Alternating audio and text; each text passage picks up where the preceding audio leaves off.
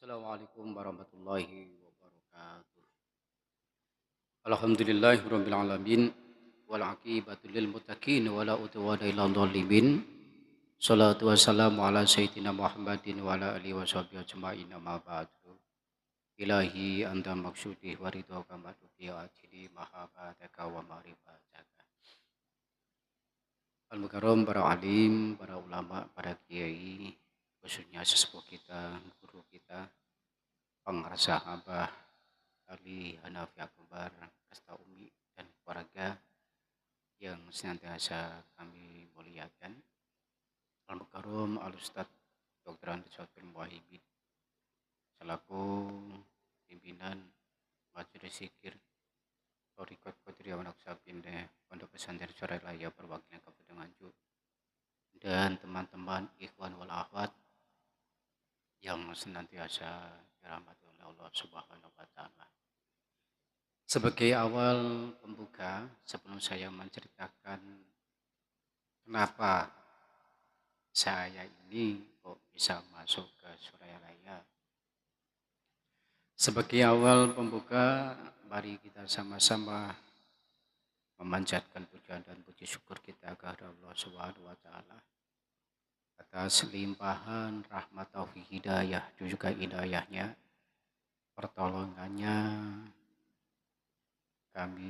kita semua nanti saya beri kekuatan oleh Allah untuk bisa sama-sama melaksanakan amaliyah yang sudah diberikan kepada kita semua dan mudah-mudahan kita mencapai suatu kebahagiaan, bahagia dunia dan bahagia akhirat. Amin ya rabbal alamin. Kedua kalinya sholawat berserta salam Allahumma sholli ala sayyidina Muhammad wa ala sayyidina Muhammad. Mudah-mudahan senantiasa tercurah kepada baginda Rasulullah Shallallahu Alaihi Wasallam, keluarganya, sahabatnya, pengikutnya, aulia Allah dari zaman dahulu sekarang hingga masa yang akan datang. Ikhwan wal akhwat yang berbahagia, terlebih saya ucapkan terima kasih juga kepada teman-teman dari media ya, Benteng Suralaya perwakilan Kabupaten Nganjuk. Saya diminta untuk menceritakan awal mula saya masuk ke Suralaya. Begini sebelumnya, basic saya itu bukan seorang atau bukan dari pondok pesantren. Saya sejak kecil itu gemar yang namanya kanuragan, pencak silat. Dulu saya pernah belajar pencak silat, pernah belajar karate juga pernah. Menginjak sudah balik, sebenarnya berarti sunat lah. Rasa penasaran saya kepingin ilmu itu selalu ada. Bahkan saya itu pernah kepingin punya ilmu yang kebal. Akhirnya saya merantau ke Sumatera, di desa Lampung lah di situ. Ke Lampung, ke Palembang, ke Lubuk Linggau, pernah saya merantau di situ. Nah, pertama saya di Lampung, pertama saya di Lubuk Linggau, kedua di Palembang, dan yang terakhir di Lampung. Itu masa jejak saya. Ketika di Lampung itu saya ketemu guru. Tidak saya sebutkanlah namanya. Dan beliau beralamatkan dari desa, dari Banten lah. Nah, beliau itu pembiat Banser. Ya, karena saya sudah kecil sudah suka kanuragan, bela diri. Akhirnya saya berguru kepada beliaunya. Yang dikasih ilmu yang namanya ilmu gerai besi. Konon cerita ilmu gerai besi itu tidak mempan lah senjata tajam. Itu nggak mempan. Gitu. Akhirnya saya sudah mengikuti pelajaran untuk mendapatkan ilmu kerai besi itu. Belum sampai saya tamat selesai lah belajar ilmu itu, saya dapat surat atau dapat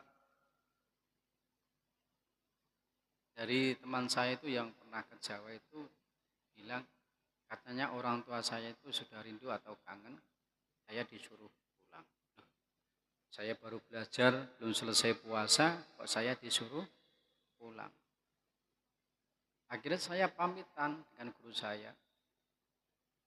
Pamitan dengan guru saya itu pulang ke Jawa. Silakan kamu pulang ke Jawa, tapi tolong untuk puasa ini dilanjutkan di Jawa.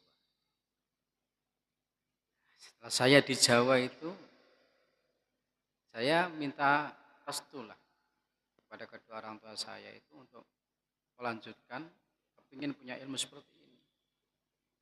Ya, dari kedua orang tua saya ini, nyuwun sewu, mohon maaf, ada sedikit perbedaan. Karena bapak itu orangnya orang Kejawen. Dan dia itu berjiwa seni. Tapi ibu saya tidak. Ibu saya itu ya sudah masuk di Torikoh saya. Ibu saya itu sudah masuk di Torikoh Jombang. Torikoh di daerah Jombang, Torikohnya Torikot Qadiriyah Wanaksabandiyah. Ketika saya minta izin untuk mengamalkan ilmu saya ini kepada ibu saya juga dapat izin. Bahkan saya minta kepada bapak saya itu mencari hari. Karena disuruh puasa 40 hari. Dan yang terakhir tidak boleh tidur. Dan yang terakhir tidak boleh tidur pas tepat jam 1 malam atau jam 2 itu saya suruh keliling ke desa. Jadi keliling ke desa itu dari pojok sudut desa itu untuk membaca amalan inilah, amalan ini. Kalau sampai saya ketahuan orang, berarti saya gagal. Saya mengulang puasa lagi. Dan akhirnya saya lakukan, ternyata saya selesai, nggak gagal melakukan itu. Nah, saya dicarikan hari sama bapak saya itu 3 hari itu, tapi pokoknya neptunya jumlahnya itu 40. Jadi cukup puasa 3 hari sama dengan puasa 40 hari. Yang terakhir saya puasa itu saya istilahnya apa ya? Tidak boleh tidur, melekan lah. Orang Jawa mengatakan melekan. Jadi ketika saya ritual tidak tidur itu, saya ngantuk sekali. Nah, di situ saya teringat kepada guru saya itu, boleh kamu tidur tapi di pangkuan ibumu. Jadi ibumu yang menggantikan, melek lah, tidak tidur. Ya, akhirnya saya karena kecapean saya tidur, ibu saya yang melanjutkan tirakat. Selesai ilmu itu Pak, setelah saya selesai mengamal itu, saya disuruh sama orang tua saya itu supaya cepat-cepat menikah. Karena saya sudah di usia 26 tahun. Teman-teman saya sudah banyak sudah menikah. Bahkan sampai kakak saya itu, kalau kamu nggak bisa cari kamu nggak bisa cari jodoh lah, nanti tak jodohkan, saya yang carikan. Saya bingung, wah, saya juga pede lah, masa saya ini nggak bisa mencari sendiri. Ya, alhamdulillah ya, saya itu ikutlah pertama kali ikut pengajian di Sunan Kalijaga dan alhamdulillah ketemu yang sekarang jadi istri saya. Singkat cerita, istri saya ini seorang pengurus fatayat dan muslimat. Dia itu sering mendengar ceramah dan menyaksikan secara langsung ceramah dari beliau Al-Mukarram Al-Ustadz Andes Abdul Muhaimin karena beliaunya itu sering mengisi ceramah di Fatayat, Muslimat dan pengajian-pengajian yang lain. Setiap kalau ada yang ceramah Ustadz Abdul Muhaimin, istri saya itu minta berangkat untuk ikut pengajiannya. Ketika itu istri saya itu disuruh sama pengurus untuk mencari mubalek, ya, untuk mengisi di acara akad pegi lah. Kalau di desa kami ada suatu kegiatan pengajian 1 bulan sekali itu rutinan akad pegi. Akhirnya istri saya diminta untuk mengantarkan ke rumahnya Ustadz Abdul Muhaimin.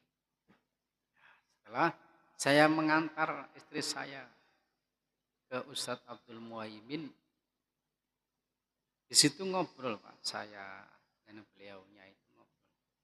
Dari obrolan itu saya merasa nyaman, enak. Dan mohon maaf ya, di luar dugaan saya, beliau Ustadz Dr. Andes Abdul Muhaimin itu tahu kalau saya punya ilmu dan punya amalan seperti ini. Itu. Bahkan beliau bercerita kepada saya, dulu saya juga pernah belajar seperti itu. Tapi saya punya ilmu juga. Ini nyusul maaf ya, kata beliaunya, saya punya ilmu. Saya tanya, ilmu apa Ustaz? Saya punya ilmu tidak mempan bakar api neraka. Wah asik ya. Awal mulanya seperti itu. Ini ilmu apa ini? Kalau sekedar tidak kebal untuk senjata tajam itu belum luar biasa. Tapi kalau nanti kebal api neraka baru luar biasa. Akhirnya saya tertarik, Pak. Kalau kamu tertarik, datang ke majelis. Akhirnya datang saya ke majelis. Nanti saya ketemukan guru saya. Nanti saya ketemukan orang yang membimbing, orang yang ya membimbing lah. Supaya kami nanti tidak mempan bakar api neraka. Saya ikuti Pak, karena rasa penasaran saya masuk ke pondok. Ketika saya orang-orang sudah ramai di sini berzikir di pondok, perwakilan Kabupaten Nganjuk, orang berzikir, saya masih di luar kan di depan pondok ada SD. Saya di depan SD itu. Saya nunggu beliaunya Ustadz Muhaimin. Tapi ketika saya di luar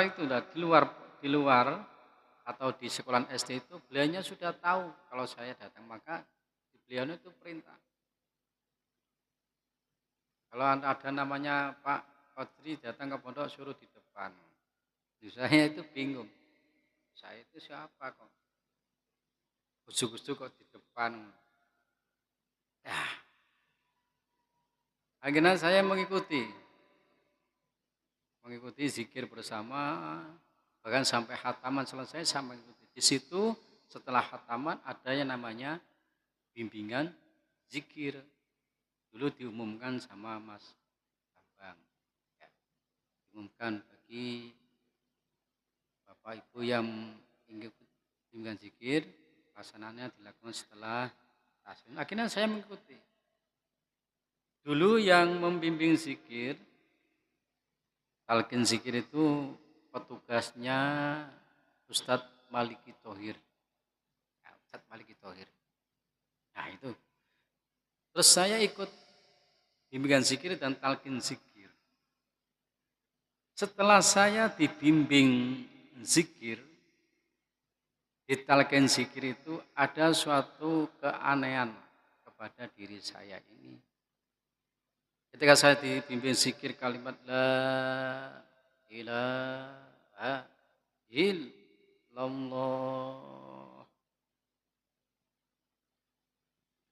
badan saya itu terasa awakku kok panas. Badan saya kok terasa panas. Kedua kalinya la ilaha ilaha illallah. Bahkan sampai ketiga kalinya itu kayak saya itu nggak sadar, kayak nggak ingat. Tapi saya bisa mengucap kalimat itu. Tapi saya nggak ingat. Nggak ingat. Terus saya pulang. Sampai di rumah. Sampai di rumah itu saya itu nggak bisa tidur. Nggak bisa tidur. Beliaunya tahu. Ustadz Muhaimin tahu. Nggak bisa tidur. Ya Ustadz, saya bilang gitu. Ambil air wudhu, berzikir sebanyak-banyak. Saya terus berzikir. Karena yang saya kenal dulunya Ustadz Muhaimin, ya saya mengikuti tata petunjuk beliau. Saya berzikir, terus berzikir. Berzikir, terus berzikir. Setiap saya berzikir, badan saya ini kok panas. Ini apa ya? Maaf sebelumnya. Sebelum saya masuk, bahkan sampai saya masuk Torekoh itu enggak nyadar loh dulunya itu. Kalau saya masuk di Torikot Qadiriyah Naksabandiyah Pondok Pesantren Suralaya ini, dulunya saya enggak sadar. Enggak tahu. Yang taunya saya punya pingin ilmu lah. Pingin ilmu itu. Saking pinginnya ilmu itu ya apa perintah dari beliaunya itu ya saya turut. Supaya saya berzikir terus. Kalau nggak kuat, tutup Sayyiduna Muhammad Rasulullah Sallallahu Alaihi Wasallam. Berzikir terus aku setiap malam. Ya, anehnya, mohon maaf ya, anehnya. Saya juga berzikir Pak. Sebelum masuk Suralaya itu juga saya berzikir. Setiap sholat saya juga berzikir. Ilahi anta wa maulana subhanallah, subhanallah, subhanallah, subhanallah. Daiman abadan, alhamdulillah, alhamdulillah, alhamdulillah. Allahu Akbar. Sampai selesai Abdulu dikri fa'lam anahu la ilaha illallah. Nah, anehnya yun sewu, mohon maaf, aneh. Saya melafalkan kalimat itu tidak ada reaksi apapun, tidak ada rasa apapun. Kok biasa-biasa aja. Setelah sholat ya zikir selesai pulang, sholat zikir selesai pulang, jamaah di masjid di musola zikir selesai. Tapi ketika saya melafadzkan berkat bimbingan zikir, berkat dari guru mursyid, ketika saya melafadzkan kalimat la ilaha illallah bersama khaufi yang terhujam pada diri saya ini, saya merasa diri saya ini kayak terbakar, kayak terbakar. Itu mungkin beberapa hari yang saya lakukan. Bahkan sampai hampir dua bulan lah saya menemukan suatu kayak ada perubahan. Gitu. Jadi saya penasaran akhirnya saya ikuti terus setiap ada khataman di pondok.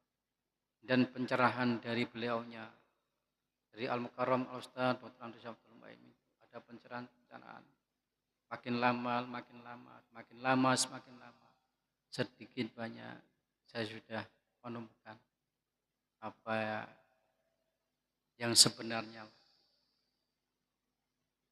Jadi akhirnya saya tanggalkanlah ilmu saya itu yang jauh-jauh.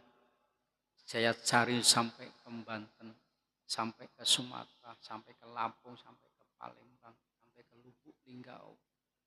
Itu saya tanggalkan dan saya tinggalkan.